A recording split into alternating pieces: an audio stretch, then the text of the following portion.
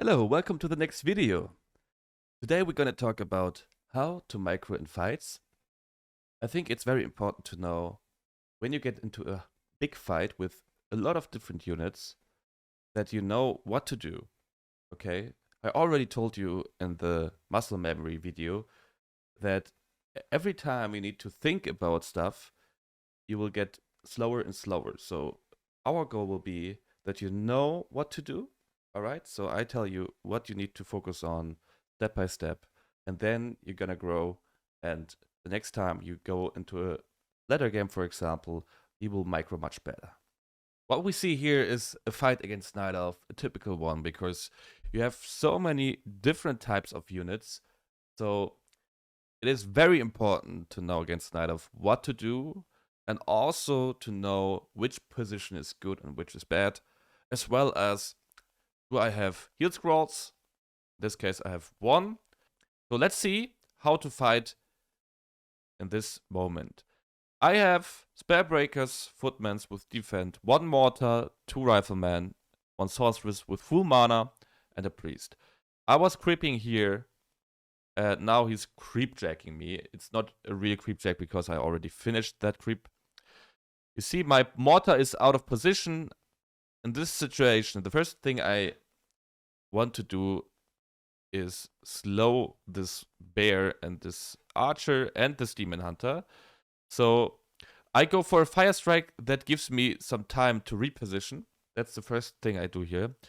But I also need to be careful that I don't kill my footman because the fire strike also do damage against my footman. Now you see how I'm moving back.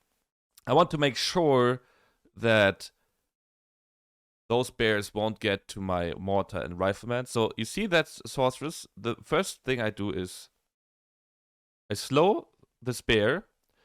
The mortar goes for always for the Dryades, okay? And the Night Elves, of course, like to kite and also run into your army to make sure that the mortar won't do that much damage to your Dryads. So you see like how he's going for the mortar with his demon hunter. And the reason why we do Rifleman is exactly for that situation, because the Dryads try to overrun the mortar, so they can't do really much of damage because they need a distance to their opponents, right? But the Riflemen save the mortar, actually. They try to kill the Dryads because they don't care if the Dryad is like in front of them or far away. That doesn't matter for a Rifleman. So that's the reason why we go for Mortar and Rifleman. They are like the counter to the Dryads, even though they try to run over. You see? Like how he's trying to run near the Mortar. I tried to make a wall with my Footman. You see, slowing the bear over and over again. He needs to dispel and use mana, but he's not doing that in this situation. I used my item because I knew if I do that, I get some time. To be honest, he just could have go for dispel. It seems like he didn't upgraded it yet. That's what I see here. Or he's just too lazy to use his dispel. Also an option. But that's how we go for that fight now. Okay, he's using dispel right now. I'm killing a bear. And you see how I'm trying to secure my mortar here. Healing it with my priest. So every time I see a hurt unit, I try to micro my priest on that hurt one. Okay, so he's healing that unit. I try to move back, so the most important part is to make sure that those units can't commit to the squishy ones. If you see like, oh, like I'm not now seeing two bears, I will kite more. I try to make sure that the riflemen attack the Dryads, like you see here.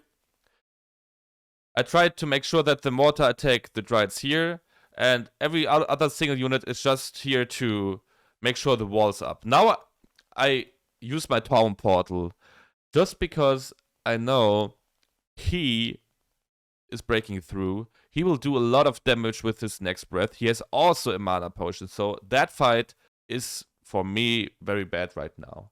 That's why I'm town portaling right now. Okay? So next press, imagine if I would stay like 2 or 3 seconds longer, he would kill a rifleman and a mortar. That's 6 supply for nothing, because I will not kill anything anymore. Maybe this dryad.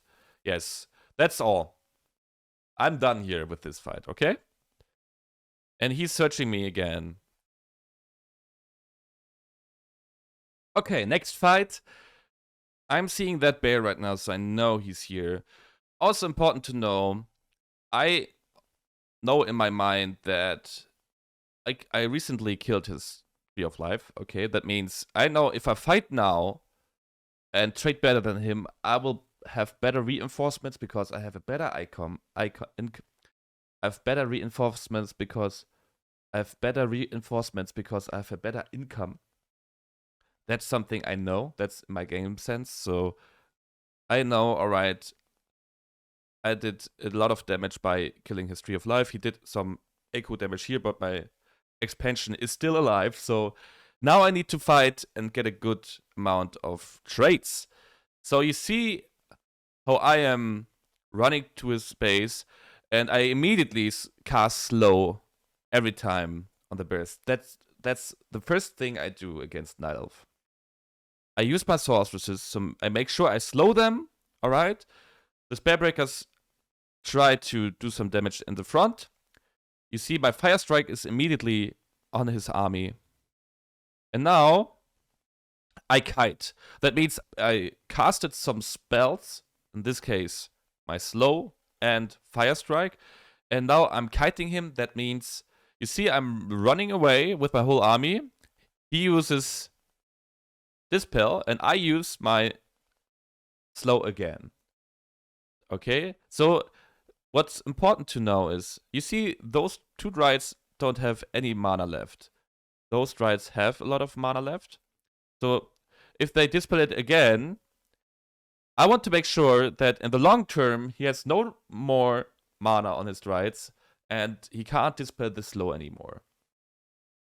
So I have Brilliance Aura level 2, that means I will have more mana in the long term than him, okay? You see he's going for a Breath of Fire. I immediately go for Dispel on this, because then they won't get hurt anymore. That's important. So anytime you see the panda goes for your casters like that, make sure you already go for the Dispel on your casters, so it won't do that much damage, okay? Now I know I'm going for a Town Portal, because he used some mana. That's also a trait. He didn't kill any important unit, and I don't have heal scrolls. So I know this guy will burn everything down. So make sure that you just do some mana damage in this case. You see I'm doing a bit of damage, but I don't want to fight that. This is a perfect position. Why? My units are safe here. My Spellbreakers have a good front. The bears are not even arriving at the front, so I have time to work with. I have a Fire Strike. I have mana on my Blood Mage. So you see how I'm using it. I know the units need to walk through right here. I make sure my riflemen attack the dryads. You see how I tried to move here. So again, he tries to overrun, make sure he's doing some damage. The panda wants to connect with this army. So all I do is I try to make sure that my Spellbreakers kill those bears. Maybe it would have been much better when I would have moved my Spellbreakers as well in this position right here. Maybe it's a bit of a mistake by me. Because if I move my Spellbreakers here, I have still my front line going on. He can't break through, and those units can compete with bears and dryads. I need 2 or 3 more riflemen for those dryads. You see how I tried to kite away a bit. And I commit to this fight.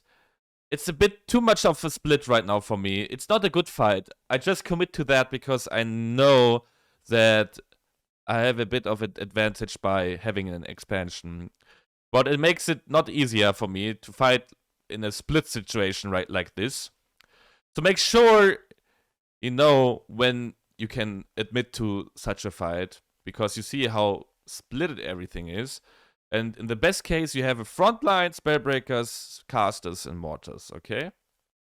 You see sometimes I'm doing as well some mistakes here. He's going for a hero focus, so now I pulled my spellbreakers back. I think I should have done that earlier. I killed this demon hunter. And now he's like going for my blood mage. I make sure in this moment, you see how I'm using that priest on my blood mage. Make sure he gets some heal. Like this. Everything else is attacking something. And I make sure that this priest is healing this blood mage and he survives. Okay? And now I win because he committed to a fight in a way that he didn't trade that well. And also, I made it happen to kill his expansion. So I know he's on 29 supply right now. I won this fight. You see those red HP units? That's a very good sign of he made it possible to not lose too much. Because in this matchup, especially against Nightelf, it happens that you feel very comfortable, get into a fight, and he has maybe 20 supply less, but maybe a level 5 panda, and he has mana pot and everything else on the panda, and he just crushes your army because you commit too much. You have to respect the panda, for example, and if you see something like this, and he would have gone for more mana and standing here, and went for a Breath of Fire, and I know in 3-4 seconds it happens again, I will Tome Portal away, because I know the next Breath of Fire will hurt a lot. And that's something you need to keep in mind, okay? Make sure you know when to retreat. In this case, if you have a heal scroll, or 2 or 3, you know I can stay longer in a fight. But it's not about killing your opponent in a fight. As a human player, always keep in mind you have sustainability. You have a lot of mana. You have Brilliance Aura level 2 in this case. He has just Moonwelts, can heal himself on the Moonwelts. But he needs to buy Clarities. He needs to make sure that those units get much more mana, but they don't get so much mana back in a time like we do. So if we cast a lot of slow on the opponent's units, in the long term, we will win. So that's the most and hardest thing about human. You need to know how to get the most efficient way to use your sustainability, how to use your mana efficiently, and also when to retreat, when to use heal scrolls. And in this case, like I told you, make sure you got a good front line with your spellbreakers. Get the upgrades done on your spellbreakers. Make sure your caster won't get killed by the panda. Because if you make sure that the panda doesn't have mana anymore with the blood mage, etc., he won't have any chance. In this case, he didn't go for Fury Dragons, which is sometimes very tough to play against, because then you need to micro the Rifleman on the Fury Dragons, and also maybe build some gyros and kite much more. In this case, he didn't have Fury Dragons, so I could manage to kite less and also go for fights which I won't be able to do when he has Fury Dragons. I hope I could show you something about microing in a fight. In this case, it's against Nightelf. I will do much more videos about microing fight against a different race. Alright, thank you very much for watching. Make sure you leave a comment below. I read every single comment of you guys and make suggestions what you want to see next. Maybe which micro fight you want to see in the next video. Thank you very much. Bye bye. Have a good week.